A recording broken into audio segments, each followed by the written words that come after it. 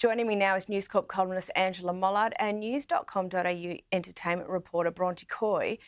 Bronte, good news, the King is back. But the rumour mill got going again this week after, a couple of weeks of being shamed into the corner, this time with whispers of his apparently dire health and hurried funeral plans. Can you tell us what this was all about?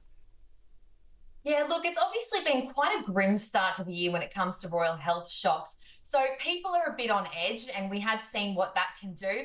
I've got to tell you, just as you said at the top of the show there was so much excitement and a lot of relief when this news broke on Friday evening UK time over here. People are quite elated to see that there's some return to normalcy for the head of the monarchy. But yeah, look, earlier this week, it had sort of been a line that surfaced that people picked up with, as they will, and ran with, which was about King Charles's funeral plans. Now, something important to note here is that the monarch's funeral plans is something that is laid out and carefully planned and upgraded regularly throughout their reign. So his plans were first laid out the day after the late Queen was buried. So this is something that's been around for some time.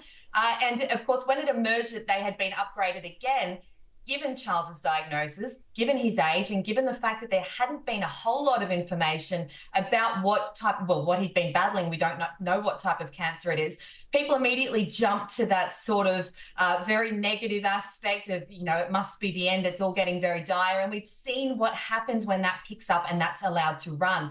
As you said, I think the palace has learned some lessons in that regard. And so they were quick to jump on that. And so here we are now with the news that Charles is looking at returning slowly. He is still in recovery and he's still getting treatment, but he's going to start returning to those public duties. So it has really quashed that alarm that was starting to spread and would have taken hold, as we saw with Kate earlier this year, had it been allowed to continue.